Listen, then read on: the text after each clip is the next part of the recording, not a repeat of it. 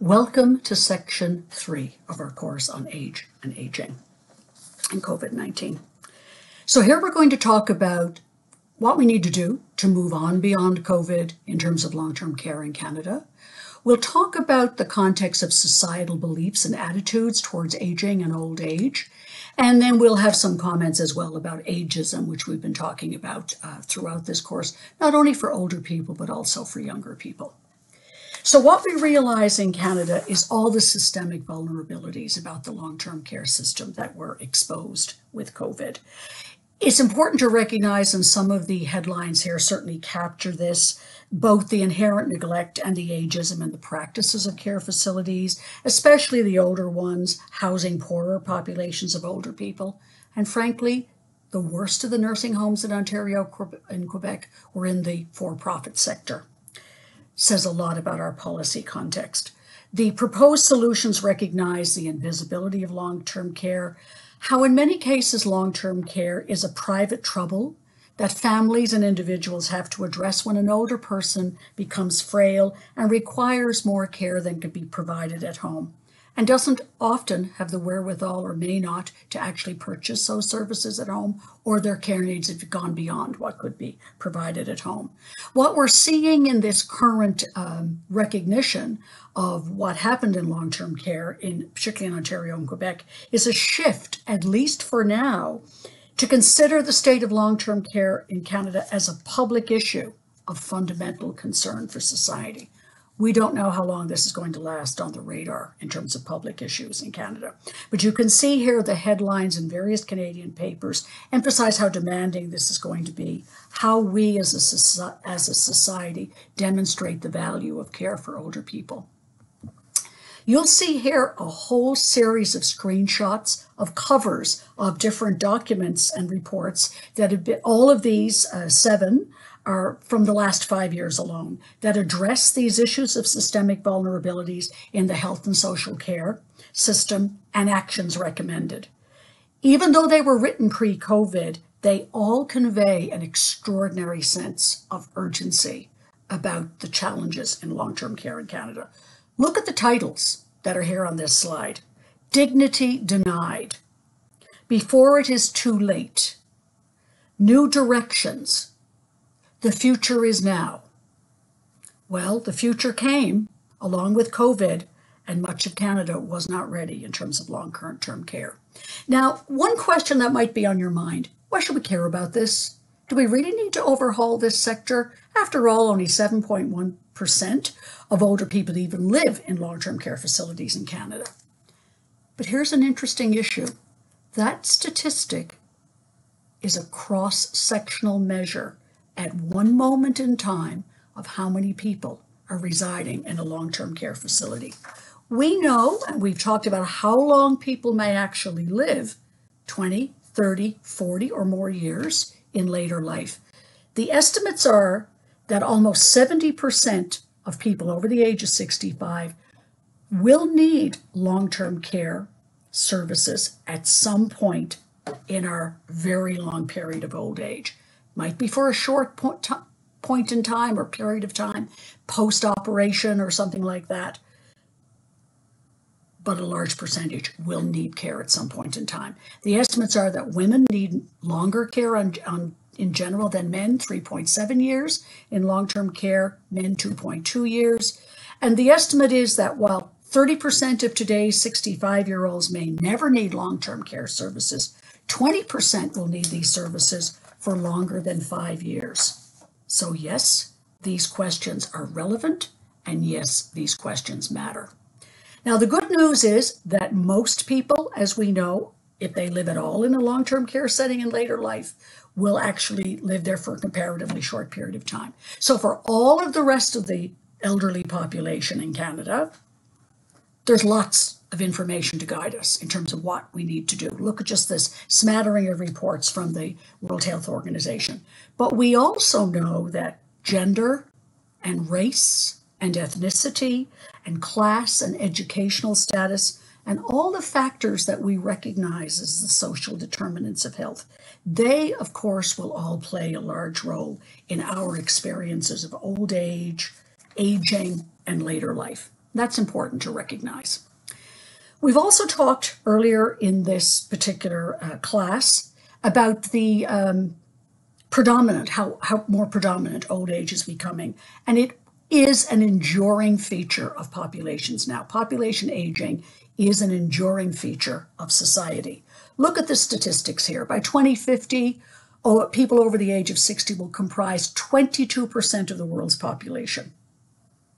We actually know today that there are more people on Earth right now over the age of 65 than under the age of 5. This tells us what the future will look like in terms of population aging. We know population is growing, that a large number of elderly people will characterize societies worldwide for much of your lifetimes, particularly for those of you in your 20s and 30s. My adulthood was spent as a baby boomer. You, however, will spend much of your adulthood living in a world of older people. And all you have to do is look at a graph such as this. Look at the population aged 80 and over. We're looking at numbers here, not proportions. And the growth in the size of that population in a century from 1950 through to 2050. And even if you think of the 25, 30 years between now and 2050, the number of older people over the age of 80, will be 2.5 times as many in 2050 as we have today. What's interesting is how, frankly, the card companies have recognized this. I found these cards in a little shop in Donegal, Ireland, probably 5 or 6 years ago. The population in Europe is certainly older than it is in Canada, and I thought how interesting that the card companies have come to realize that, for both women and for men, assuming that the shaving brush and the tie and the beer stein are meant to appeal to older men on their 100th birthday. So these are enduring features of populations that we're going to see more and more people over the age of 80 and a historically unprecedented number over 100. I've put a screenshot here of the cover of the book, The 100-Year Life, because what is interesting are the estimates, particularly coming out of Denmark, that most babies born since 2000 will reach 100. A significant majority of them are projected to reach 100, particularly females, and we know they have higher life expectancy. So life expectancy is still increasing, slowly but steadily. So the book, The 100-Year Life, could definitely be the book for you in terms of thinking about your own futures. We won't go through all of the elements of this particular slide. I just wanted you to see that a survey had been done of Canadians age 18 and over and asking what they think about old age. And we'll see here an array of negative and positive images that may reflect some of what you think about what old age might be like for you or what it's like for older people. And I think it's interesting here to reflect on what's actually influencing your perspective here. Is it watching your parents or your grandparents or family members age? Is it the negative stereotypes and ageism of society that you think is a factor when you look at some of the more negative of these perspectives on later life? Or is it quite the opposite, in fact? More positive experience of knowing people as they grow older. But in any event, it's worth considering what the array of perspectives are here. It's also important to recognize that if you do have negative images of aging, one reason for that is that we frequently describe later life in terms of binaries. It's either this or it's that. We've already talked today about homogeneity of the population, the belief of the homogeneity of the population versus the reality of the heterogeneity of the population. We certainly see a whole host of contradictory images here, even though we know that the reality for most people is actually along a continuum somewhere in the middle. So one that we actually see is the last one, the epidemic of dementia, and the tidal wave of dementia that you will sometimes read happening, even though the proportions of people with dementia are actually decreasing worldwide. But you'll see, on the other hand, perceptions of older people as healthier than ever. 70 is the new 60 or 70 is the new 50. These contrasting images that really play into negative images, or the notion that everybody is one or the other and doesn't fall somewhere actually in between. I think it's also important to recognize that the aging of the population is an unprecedented historical achievement. I've been studying aging for multiple decades, and I have come to appreciate what an historical achievement it is. And yet there are some, and you will find this language of a catastrophe, of an apocalypse. The language is alarmist in relation to any of those discussions. Aging in the future, we know some of the ways in which your aging future, what it will look like, what we can anticipate. Certainly, we talk about the unprecedented co-longevity of generations. And what we're meaning here simply is how long generations will live together. 3, 4, 5 generations. Opportunities to actually know one's great-grandparents, or conversely, generations much younger than ourselves as we get older. We know there's tremendous fluidity in terms of who people say count as family for them in society today. We talk about fictive kin as sociologists. That's certainly a term we use. And we know that many of those ties can have more meaning for people than their biological kin. And that can actually be quite true as we get older. We also know that the going solo phenomenon, the rates of singlehood amongst people in their 20s and 30s, is higher than it's ever been in society. This is unprecedented as well. And we don't yet know what implications that may have for aging and for later life for individuals. You will also live not only in a world of older people, as I said a few moments ago, but you'll get to see what the world is like after the wave. That is, after that bulge of baby boomers, of whom I am one, move through the system. And what does the world look like after that? And we know that in some cases that will have implications in terms of labor and employment policies. And just as one quick example, during COVID, look how many physicians and nurses and care aides were called back into service to actually help when they'd retired. And we know there just isn't replacement in the system for them. But of course, the post-COVID world is also so hard to predict with the economic uncertainties. And I will also say the ideological biases that still exist. So, for instance, even in the province of Ontario, which has decried the conditions in long-term care facilities and expressed alarm about them, while doing that, the government of Ontario is still moving to privatize home care in the province of Ontario, with all of the challenges we know that will actually bring. We know that ageism got worse during the pandemic, and just what I've done here is just give you a smattering in connection to some of the headlines.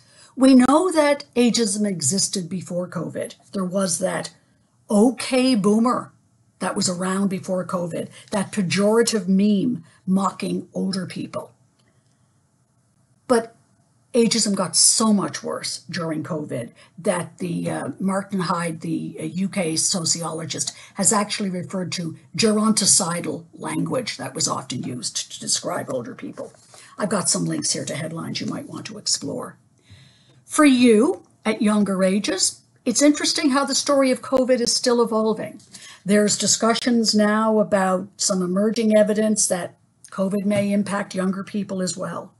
We know that age matters in the experience of COVID in terms of potentially disproportional impacts for different age groups, and for the age group that many of you students represent, the labor force disruptions, the economic downturn, policy decisions will certainly affect your experiences as you move through the labor force. So the story of age and COVID is still unfolding, and time will tell.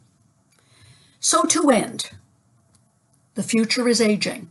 I hope you are leaving this section, this module, convinced of how the future is aging. Look here at these two very contrasting images of aging, both photographs that I've taken on my travels in Europe and New Zealand, one frail and bent, the other depicting a person much more vigorous and energetic.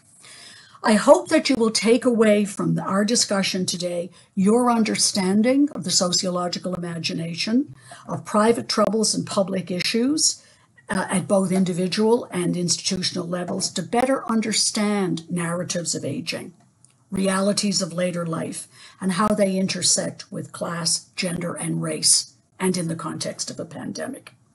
I also hope that you will have an understanding of the ageism inherent in the terminology about the elderly, how homogenizing it is of a population that can span such a long period of time. And it's really no more appropriate than our overgeneralizations about entire generations, be they X, Y, or Z. So we will end there with my best wishes to you, and thank you for your interest in this module on issues of age and aging in COVID-19 and society. Thank you.